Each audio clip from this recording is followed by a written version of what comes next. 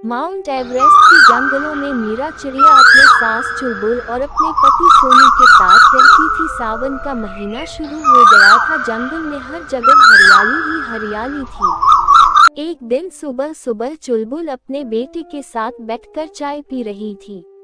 माँ, यह मीरा कहाँ गई? मुझे अभी तक दिखाई नहीं दी। अरे बेटा, मुझे क्या पता, यही कहीं पड़ोस में गई होगी, अभी आती ही होगी। तू तो चाय के मजे ले, वरना अभी चाय ठंडी हो जाएगी। दोनों माँ बेटे बड़े प्यार से चाय पी ही रहे थे। तभी वहाँ पर मीरा चिड़िया पूजा की थाली लेकर आती है। अरे बहू, तू कहाँ चली गई थी इतनी सुबह सुबह? देख, तेरी चाय ठंडी हो गई है, हम तेरा इंतजार कर रहे थे।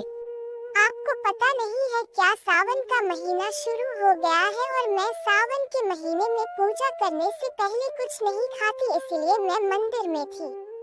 मैं सुबह सुबह गई थी जब आप सो रहे थे, पर मैंने आपको जगाया नहीं। और ये लीजिए प्रसाद, खा लीजिए। चल बेटी, ये फटाफट खाना बना दे, वरना सोनू भूखे पेट चला जाएगा।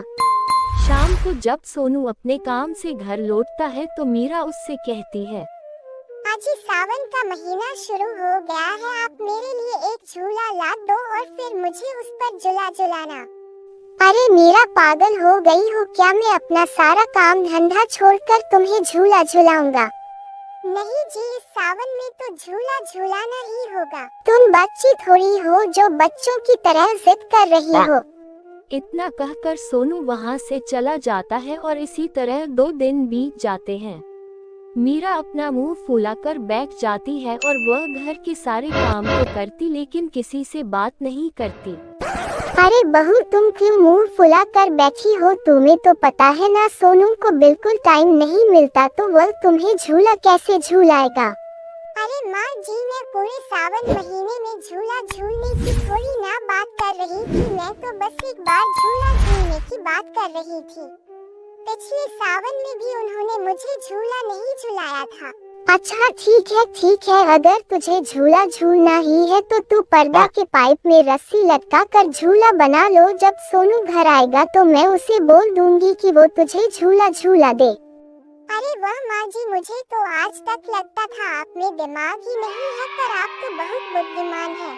मीरा अपनी पर्दे के पाइप के अंदर झूला डालकर तैयार कर लेती है। चलो, झूला तो बन गया, अब इस पर बैठकर देखते हूँ। जैसे ही मीरा झूले पर बैठती है, झूला टूट जाता है और वह धर्म से नीचे गिर पड़ती है। माँ, मेरा कमर ही टूट गया।